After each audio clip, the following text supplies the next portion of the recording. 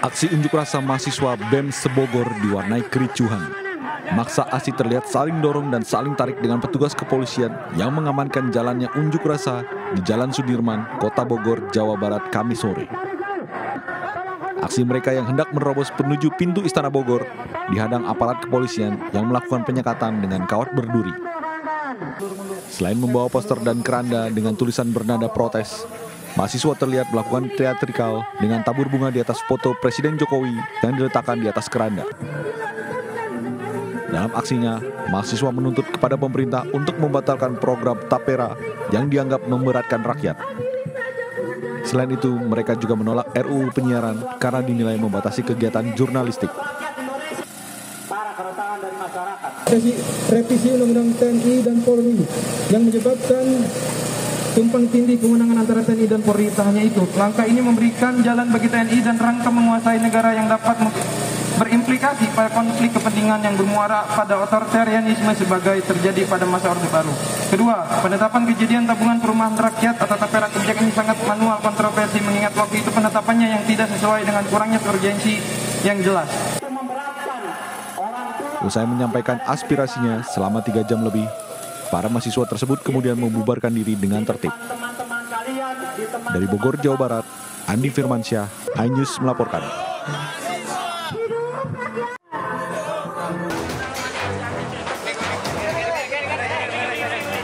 Petugas dari Pos Damkar Mojo Agung langsung melakukan evakuasi terhadap Aryadi, seorang pekerja yang tersengat listrik saat memasang spanduk di perempatan Desa Gambiran, Kabupaten Jombang, Jawa Timur pada Kamis sore. Setelah tersadar dari pingsannya, korban langsung dilarikan ke rumah sakit untuk mendapat perawatan medis. Beruntung korban selamat meski mengalami luka bakar di bagian perut, bahu, dan wajahnya. Saksi mata menjelaskan awalnya 3 orang pekerja hendak memasang spanduk di perempatan desa. Karena di lokasi banyak kabel yang melintang, tanpa sengaja pisau pemotong tali yang dibawa korban mengenai salah satu kabel listrik bertegangan tinggi. Seketika, tubuh korban terpelanting dan jatuh ke atap rumah warga. 3 orang memasang banner, yang 1 di bawah, yang 2 naik. Ada yang melintas, yang di bawah ini minta tolong kalau temennya kesetrum. Mungkin tidak tahu kalau tegangan tinggi. Ada berapa orang tadi yang mengalami luka, Pak? Yang mengalami luka 1 orang. Untuk rekannya 2 orang.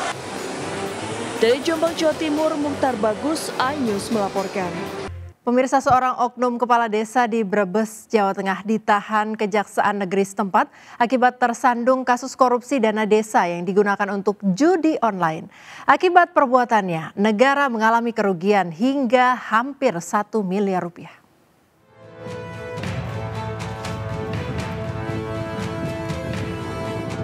Kepala Desa Jatimakmur, Kabupaten Brebes, Jawa Tengah, Muhammad Suhendri, ditahan Kejaksaan Negeri Brebes, Jawa Tengah akibat melakukan tindak pidana korupsi pengelolaan dana desa.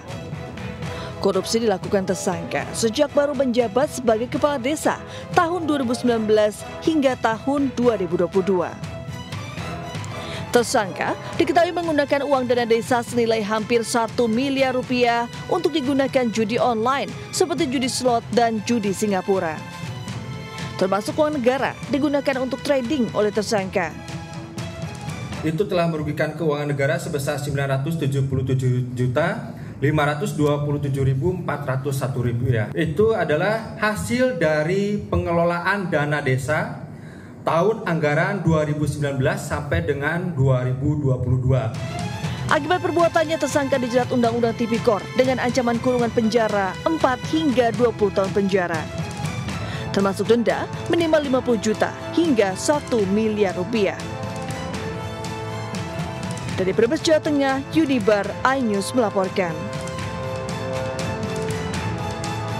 Sementara itu, judi sabung ayam di Kabupaten Ogan Komering Ilir, Sumatera Selatan kian marak dan sangat meresahkan masyarakat.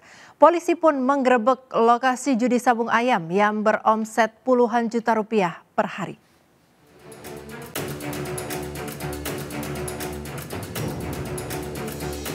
Jajaran Polres Oki menggerebek sebuah lokasi di Kecamatan Pedamaran, Kabupaten Ogan Komering Ilir, Sumatera Selatan yang biasa digunakan warga sebagai arena judi sabung ayam.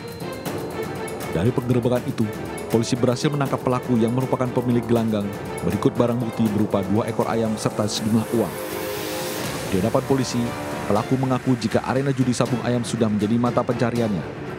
Dalam sehari, mampu menghasilkan uang hingga 10 juta rupiah. Alhamdulillah kami pada saat kemarin melakukan penggerebekan, rekan-rekan kita Macan Kopling mendapatkan apresiasi positif dari masyarakat karena memang mereka sudah lama menghendaki bahwa judi ini sangat meresahkan dan kalau bisa dibubarkan.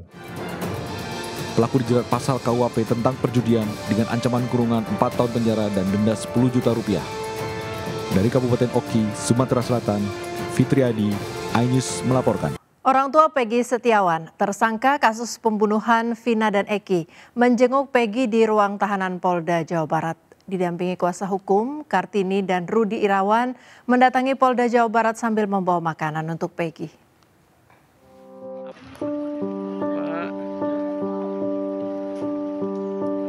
Setelah mendapat izin besuk dari Ditreskrimum Polda Jawa Barat, Kartini dan Rudi Irawan, orang tua Peggy Setiawan, langsung mendatangi gedung Direktorat Tahanan dan Barang Bukti Polda Jabar.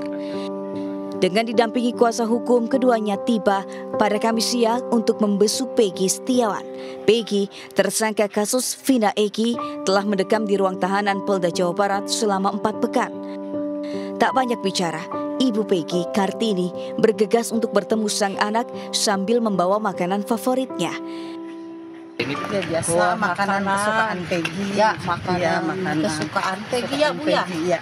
Apa aja Bu? Ya biasa, ada masakan, goreng kering, tempe sambal, ikan tongkol, keripik pisang, sama apa ya? Pisang, sama ini apa sih? Kue ya Bu. Bu, jelang sidang pra-peradilan dari pihak Polres sendiri doa apa nih? Doa apakah ada doa khusus nanti?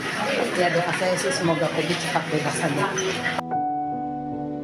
Sementara itu Kartini berharap sidang pra-peradilan Peggy pada 1 Juli mendatang berjalan sesuai jadwal dan Peggy segera dibebaskan. Dari Bandung, Jawa Barat, Mujib, iNews melaporkan. Setelah diteliti selama 1 minggu, berkas perkara Peggy Setiawan, tersangka kasus pembunuhan Vina dan Eki, dinyatakan belum lengkap oleh Kejati Jawa Barat. Kejati Jabar meminta tim penyidik Polda Jawa Barat melengkapi berkas dan diberi tenggat waktu selama sepekan ke depan. Setelah diteliti selama 1 minggu, berkas perkara Peggy Setiawan yang dilimpahkan Polda Jabar ke Kejati Jawa Barat dinyatakan masih belum lengkap. Terkait hal ini, Kejati Jabar meminta penyidik di Treskrimum Polda Jawa Barat untuk segera melengkapi berkas perkara dan memberi waktu selama sepekan ke depan. Tim jaksa peneliti sudah melakukan penelitian terhadap berkas perkara tersebut dan atas hasil penelitian tim jaksa pada tanggal 24 Juni 2024, tim jaksa peneliti sudah mengirimkan pemberitahuan bahwa hasil penyidikan belum lengkap kepada rekan-rekan penyidik Polda Jabar. Pelimpahan berkas perkara Peggy Setiawan dilakukan oleh Polda Jabar ke Kejaksaan Tinggi Jawa Barat pada Kamis 20 Juni 2024 pekan lalu. 6 jaksa peneliti ditunjuk Kejati Jabar untuk meneliti berkas dalam kurun waktu 2 minggu. Dari Bandung, Jawa Barat, Ervan David, iNews melaporkan.